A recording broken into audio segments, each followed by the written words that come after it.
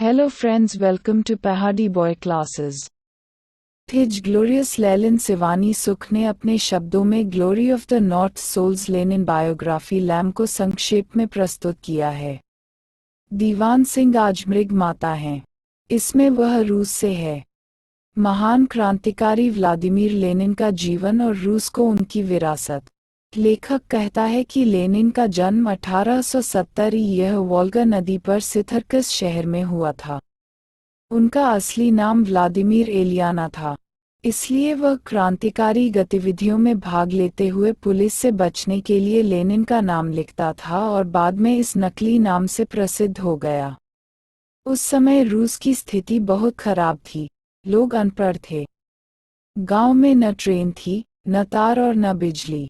सैकड़ों मील तक यह एक उजाड़ जंगल था और साइबेरिया ठंडा और बर्फीला था। अकाल पड़े तो लाखों मरेंगे। राजा के दरबार तक कोई सुनवाई नहीं हुई। लेनिन ने अपने देश की इस स्थिति को बर्दाश्त नहीं किया। वो समझ गया कि बारिश थमने तक लोग राहत की सांस नहीं ले पा रहे हैं। उसने सब किया। मजदूरों ने किसानों को एक झंडे के नीचे इकट्ठा किया और क्रांतिकारी संघर्ष में भाग लिया। चला गया। उन दिनों जार घबरा गया था। यदि किसी व्यक्ति को राजनीतिक गतिविधियों में भाग लेने का संदेह था, तो उसे कैद कर लिया जाएगा या साइबेरिया की ठंड में भेज दिया जाएगा, जहां केवल भाग्यशाली लोग ही लौटेंगे। कलाकारों, मजदूरों, दुकानदारों, लेखकों और विद्वानों को स्वतंत्र रूप से सोचने और कार्य करने की अनुमति नहीं थी। लेनिन के बड़े भाई, संगठित क्रांतिकारी कार्यकर्ताओं के नेता को पकड़ लिया गया और उनके कई सहयोगियों के साथ उन्हें फांसी पर लटका दिया गया। नतीजतन, लेनिन के मन में राजशाही के खिलाफ गुस्सा उबल रहा था। वह हमेशा क्रांति के बारे में सोचते थे। लेनिन जानते थे कि क्रांति लाना कोई एक दिन का खेल नहीं है, जब तक कि यह लोगों के दिलों में तब तक न उतरे जब तक कि हर मेहनतकश किसान के दिल में एकता की भावना न पनपने लगे। क्रांति लाना असंभव था। अपने उद्देश्य का प्रचार प्रसार करने के लिए उन्होंने लोगों के कष्टों और समस्याओं को समझते हुए गांव-गांव का भ्रमण किया और अत्याचार को समाप्त करने के लिए मिलकर काम करने के लिए उन्हें राजी किया। लेनिन का स्वभाव बहुत ही शांत और शांत था। जो नहीं समझते थे, उन्हें वह धैर्यपूर्वक बातें समझाते थे। एक बार उसने एक किसान को ठेले पर बैठे देखा। समझाते हुए थरान मीलों पैदल चलकर मंजिल तक पहुंचे। इस तरह वह बहुत विनम्र थे। उनकी सोच बेहद विनम्र, ठंडी और गर्म थी। बातचीत में काफी तनाव और बहस हुई। नतीजतन, वह एक लोकप्रिय नेता बन गए। 1895 में लेनिन ने अपने साथियों के साथ चोरी की प्रेस की स्थापना कर मजदूर हेमंती नाम का अखबार शुरू किया। पुलिस ने उसकी प्रिंटिंग प्रेस को जब्त कर लिया और उसे गिरफ्तार कर लिया। साथियों के साथ साइबेरिया भेजा गया। लेनिन वहां 3 साल तक रहे। वहां उन्होंने पढ़ना लिखना जारी रखा और अपने दोस्तों को संदेश भेजकर क्रांति का नेतृत्व किया।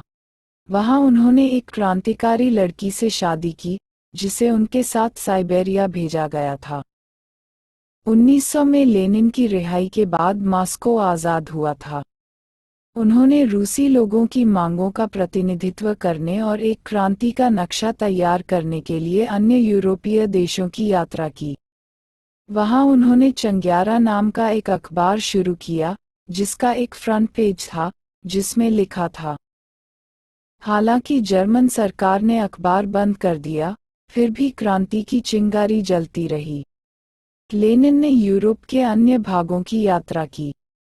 मजदूरों और किसानों की भूख, संघर्ष और गुलामी पर प्रकाश डाला और क्रांतिकारी आंदोलन के लिए चंदा इकट्ठा किया। छोटा द्वीप 1905 के शुरुआती रूसी जापानी युद्ध में जापान से हार गया, जिसने एक लोकप्रिय विद्रोह को जन्म दिया। उन दिनों साइबेरिया में ठंड से हजारों लोगों की मौत हो गई थी। कारखाने और खेत मजदूरों की हालत बहुत खराब थी। कुछ लोग, एक अच्छे पादरी के नेतृत्व में, जार के महल के द्वार पर रोटी मांगने गए, लेकिन सैनिकों ने गोलियां चला दी और सड़कों को खून से रंग दिया। जार चारों ओर शापित था। आज भी उस दिन को लाल रविवार के रूप में याद किया जाता है। इससे देश में अशांति फैल गई। हमले होते रहे, गोलीबारी होती रही, लेकिन जब लोगों का गुस्सा ज्वालामुखी की तरह फूटने लगा तो जांच भयावह हो गई। उन्होंने घोषणा की कि वह राज्य के मामलों में उनकी सहायता के लिए लोगों की एक निर्वाचित सभा बनाएंगे, लेकिन ज़ार में केवल अभिजात वर्ग के सदस्य शामिल थे और हमारी मांगों को पसंद नहीं करते थे।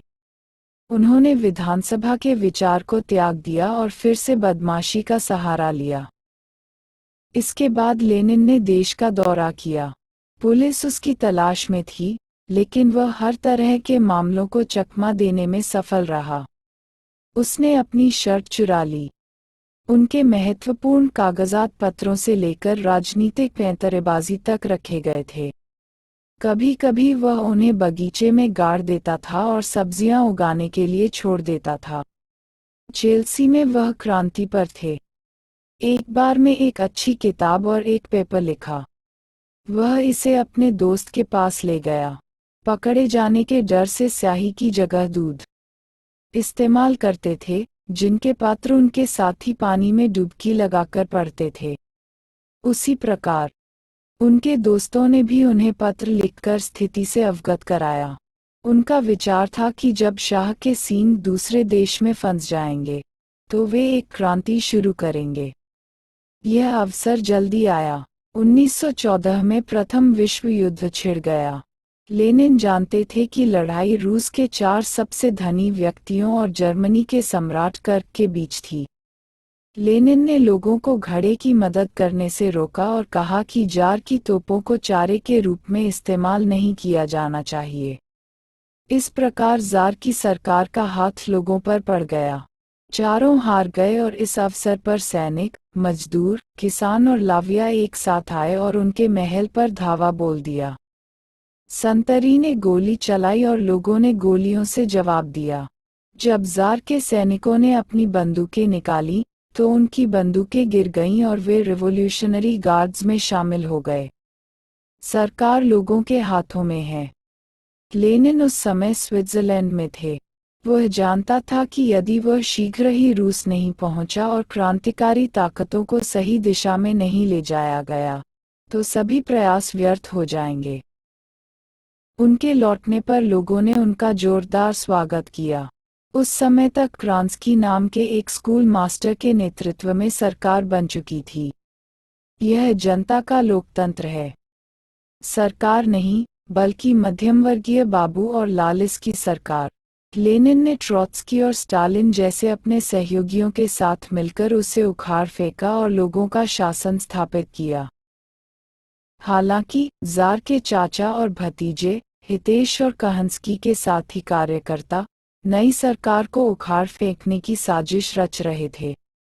उन्होंने विदेशों से भी मदद मांगी। इस प्रकार रूस में एक भयानक युद्ध छिड़ गया। विदेशी सरकारों ने सिक्कों में भेजा, लेकिन उन देशों के श्रमिकों ने अपनी सरकारों को रूसी श्रमिकों से लड़ने से रोका, और लेनिन के अधीन लोगों का शासन स्थापित हुआ।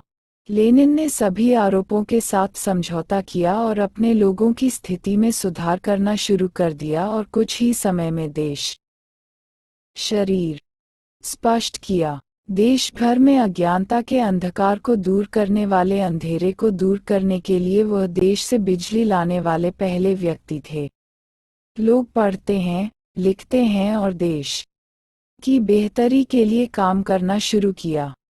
लेनिन न केवल एक सैनिक थे बल्कि एक महान विद्वान दलो जनरल भी थे।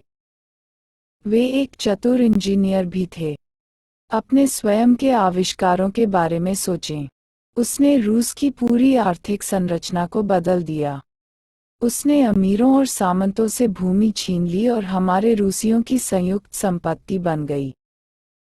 घोषित। उन्होंने मार्क्स के विचार को विकसित किया कि धन से श्रमिक और किसान पैदा होते हैं, करता है और वह अकेला ही इसका स्वामी है। सच हुआ। जब रूस में मजदूरों की सरकार स्थापित हुई तो रूस में उथल पुथल मची हुई थी। लेनिन खुद एक मजदूर के रूप में सादा जीवन जीते थे, शालीन कपड़े पहनते थे और सादा भोजन खाते थे। उनके आसपास न सचिवों की भीड़ थी और न ही कोई दिखावा। वह प्रतिदिन 18 घंटे काम करता था और कभी-कभी रात में जागता था, सभी पत्रों का उत्तर स्वयं देता था। वह अपने वादे को पूरा करने में कभी असफल नहीं हुए। स्कूल के लड़के उसे अपना सहपाठी कहते थे। एक दिन वह आंधी में गिर गया और उस स्कूल में पहुंच गया जिसमें उसने भाग लेने का वादा किया था। दिन रात काम करते करते उसकी तबीयत बिगड़ गई। उसके दाहिने हाथ ने काम करना बंद कर दिया। 1922 में वह दुश्मन की गोली से घायल हो गया था, जिसका जहर उसके शरीर में फैल गया था। फिर उसे लकवा मार गया और उसकी जीभ मार दी गई। फिर उसने अपने मुंह का इलाज किया और धीरे धीरे फिर से बोलना शुरू किया। उनका पुराना घाव हरा हो गया, उनके शरीर में जहर फैल गया और 1924 में उनकी मृत्यु हो गई। पूरी दुनिया ने उसके लिए शोक मनाया। जैसा दिखता है, लेनिन के शरीर को दवा के साथ उसी हालत में रखा गया है। आज वह मॉस्को के हेड स्क्वायर में कांच के कफन में लिपटा हुआ है, जैसे वह सो रहा हो, मरा नहीं। चेहरे पर वही मुस्कान, फिर वही शांति और वही दरियादिली। दूर दूर से लोग उसे देखने आते हैं और नंगे पांव एक मील लंबी कतार में खड़े हो जाते हैं। रूसी लेनिन से इतना प्यार करते हैं कि उनका चित्र हर कारखाने, हर क्लब, हर कमरे, हर स्कूल और हर घर में है। देश के लाल झंडे को सलाम करते हुए और ऊपर के विमान को देखते हुए, खेलते और नाचते हजारों छात्रों के पास लेनिन की एक तस्वीर है। कलाकारों, साहित्यकारों, चित्रकारों और लेखकों ने लेनिन के व्यक्तित्व को अपनी कला के माध्यम से व्यक्त किया है। दुनिया में कुछ ही लोग लेनिन के समान